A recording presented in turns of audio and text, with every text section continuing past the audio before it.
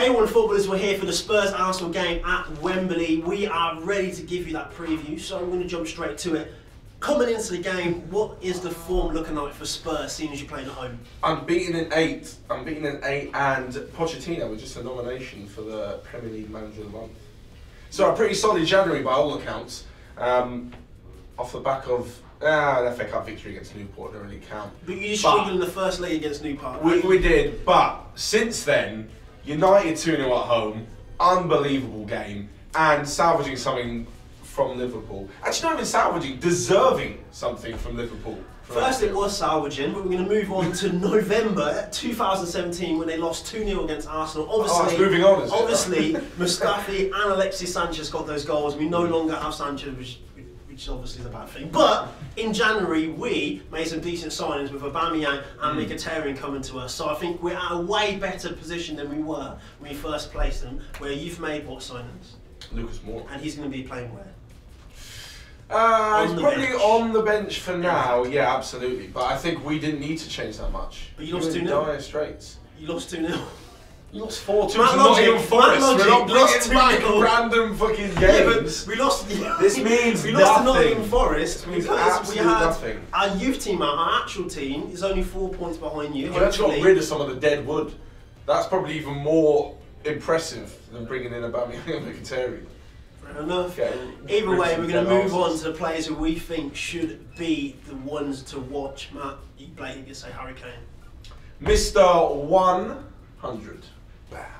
There you go. 100 Premier League goals, the second fastest to do it. Way faster than, I don't know, some Henry French guy that I can't remember his name.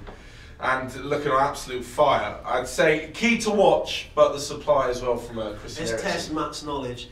Who scored the most Premiership goals in a derby between Arsenal and Spurs? I can't even remember his name. I think I almost had it a minute ago. Almost. His name was Emmanuel Adebayor. Second is Robert Perez, and third is Mr. Harry Kane. However, I think the one to watch is going to be Aubameyang with the combination of Mkhitaryan. Obviously, those two linking up together again. It's his second game, his first North London derby. I think he's going to be becoming ridiculously hard. Bukkake all over the Spurs team. And I don't think Matt has the console to protect himself from that. This is the kind of gas that Arsenal took after one game or one offside goal. Wait. After what, 1961 was the last time these lot won the league, and they're talking about gas. This is a typical Spurs fan. I'm not gassing saying we're going to win the league. I'm not gassing saying we're going to win the league. We're just going to win on Saturday lunchtime. What happened in 2017? Why didn't you win then? I feel like it's a mental thing more than a technical thing. And it's the same, when I sat down and watched Spurs at Anfield, I thought, no matter how good the team is, because we do have a great team, it's a mental thing. And going to the Emirates is so difficult for us. Read that last sentence. You said you have a great team. I think you're misusing the word great. Greatness comes from winning, it comes from having a legacy, two of which you don't have. Last time you won a cup was when? 2008. And what year were you in now?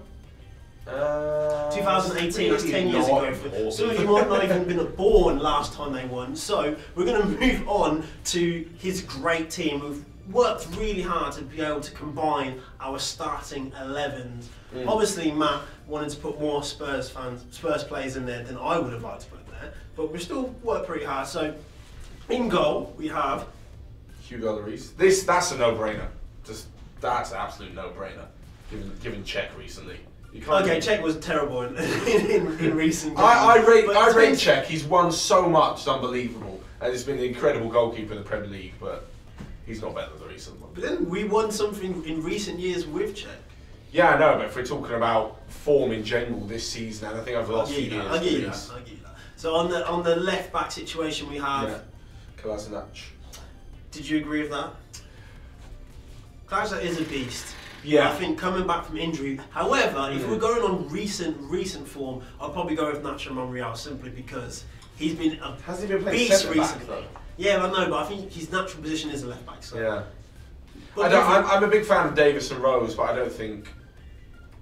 I mean, Rose has been. I don't know what's going on with him, in and out of the team and fighting with the manager and saying the pay is shit. That's why. Yeah, so I'm not his biggest fan. Davis, I think, is good, but not. To stay.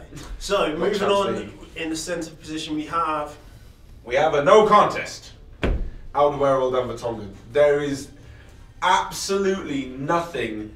This Mustafi's decent. He's a World Cup winner. I'll give him that. Mertesacker's so slow. He's going backwards. He undermines a World Cup winner. No, on current form. Look, they've formed the best partnership in the last 3 seasons in the Premier League, conceding these goals. This is true. I'll give you that. Koscielny's good. Koscielny's getting older. His pace isn't as what it used to be, and he makes a little bit more mistakes each game. But he does rise for those big games. I will give him that, but yeah. I'll give you those 2 positions. And on the right back position, we have of Hector Bellerin. We have Hector Bellerin. I think Bellerin's coming into his own right now. I think in terms of he's starting to score goals. A lot of times he's got into chances where he could either cross or to shoot, and he'd choose to cross, and it wouldn't be a great cross. But now his crosses are getting better, and he's getting a couple of goals as well. So I feel like he's gone through that maturity stage where you stop believing your own hype as a youngster and think, shit, I actually need to start producing. Yeah. So, yeah, just moving on quickly to our midfield. Obviously, we're playing 4-3-3. On the left, this is an attacking lineup, by the way. Very attacking. We've taken all defensive midfielders out of the equation. Attack is the best form of defence. So, we've gone with Mkhitaryan. Obviously, he had 3 assists in his last game. Who could have been there for a Spurs player?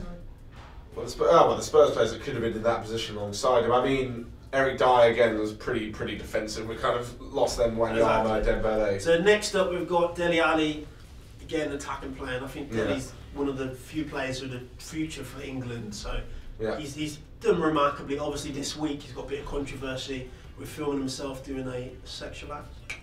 Well done, Dele. So moving on, moving on to Christian Eriksen. I mean, second to Ozil in assists in the Premier League since Ozil joined. I mean, we'll get on to Ozil in a second. I think for his link-up play with Kane, it's unbelievable, deservedly so. I wouldn't put him ahead of, because Ozil was injured. Ramsey's in good form, but not as a bad player. Ramsey just got a hat-trick, so I just said, really and truly, I'd probably put Ramsey instead of Eriksen, but I had to give him that one. It's a situation where it's a situation where personally I think it's a case where Ramsey does arrive for certain big games, whether it's an FA Cup final or maybe a game against Spurs. But this is the test. If he technically wants 250,000 a week at Arsenal, fuck off, did he say that? Yeah, let's talk about that. It's a situation where he needs to earn it on Saturday. If he bags a hat-trick against Spurs, then give him the money. If he doesn't, don't give him nothing. Moving on, we have the aforementioned Ozil. Who's got to go in as well. Yeah. I think it's much. It's weird on a 4-3-3. You know Ozil's not going to be in that This position. team has got FIFA Champions League all over it. Exactly. Just pure skill, pace and goals. But yeah, Ozil was a situation where he can control the game. I think that's the difference between him and Eriksen. No one really says, oh, Eriksen didn't play badly. Eriksen played badly, that means that Tottenham are playing badly. People always talk about Kane. When they talk about Arsenal, they talk specifically about Ozil. Ozil's, it's quite dependent on him. Exactly. So moving on the left-hand side of our front attack, we have Aubameyang. Obviously, he's new to the team, but he's a beast, hopefully for us. He set out his stall in Dortmund, so I really think he can rise to the challenge. Yeah. His movement's going to be better, his strength, his speed. Actually, just very quickly, I do feel so sorry for Lacazette. Like, what is he thinking now? I've been replaced 6 months after signing. Yeah, I think with Lacazette, Wenger had a previous policy where he abandoned signing tall players. And Lacazette, for all of his hold-up plays, he's just a little bit too short and too small. He can definitely shoot the ball. Yeah. He can definitely be a What's threat. The difference between him and Aubameyang though? I think height and just presence. I think Arsenal's always missed an Henry.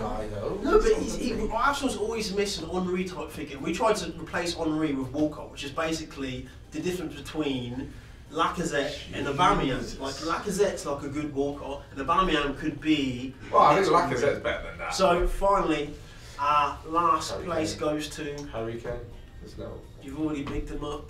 Yeah, I don't know. The thing is, you spoke about so much. There's not much else to say about it. Yeah, I think it's a situation where Harry Kane has reached a level where even Arsenal fans are undeniable about how good he is.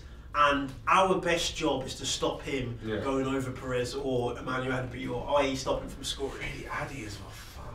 Yeah, exactly. But yeah, so those are the team that we've picked. It took us a while to get there. Obviously, there's been some disagreements. Make sure in the comment section you let us know your thoughts on who you think should have been in that lineup. Obviously, Ramsey should be in there, but if you want to agree with Matt, let us know. We're going to move quickly on to match predictions. Matt, you can go first. See, this is a thing because it's a home game, and I've seen how we played at Wembley recently. I can't see us losing, and I can see us dominating the game. But in terms of chances taken, I mean, before I wouldn't have worried. Before I would have thought there is nothing new Arsenal can offer us. Now, Aubameyang, no one knows. I mean, we've played against Dortmund the last few years. That might help us a little bit, but he just brings such a completely new dynamic to Arsenal, especially when we press high and some other teams. One long ball over the top.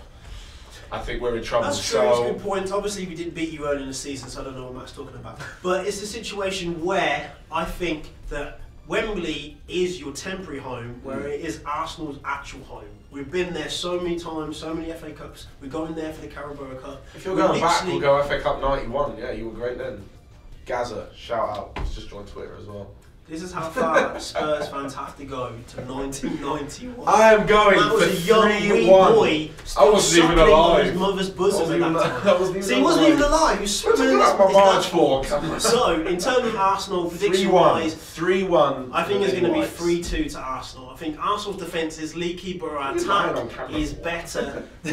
Our attack is better than Spurs, and I simply think that the Spurs defenders won't be able to curtail or hold down Mkhitaryan, Ozil and Aubameyang. And if Wenger hasn't lost his mind, he's going to tell Iwobi, go put on that Nigerian shirt and just wait in Nigeria for them to pick you. We're going to put Lacazette on as well. All out attack. Jeez, I can't just wait. Swinging it Monday morning, catch the 1-2 and watch this guy sit there and just weep. And we'll talk about top 10 all of this Spurs Arsenal games, and I literally had to just squeeze in the Spurs game because it could have just been just straight Arsenal apart from 1961 and 1991. Great year, remember it well, yeah. Yeah, but Arsenal's had many a win since then. So with that said, that's been our quick preview of the Arsenal Spurs game, or the Spurs Arsenal game at Wembley. Saturday morning, give it a watch. Then come back and watch this again and find out who was correct. Make sure you put your predictions as well, and you want to know who was the best. Was it Matt or was it me? And if you're an Arsenal fan, just comment Arsenal. If you're a Spurs fan, just comment Spurs. Comment Arsenal. We'll see you again next week. Peace.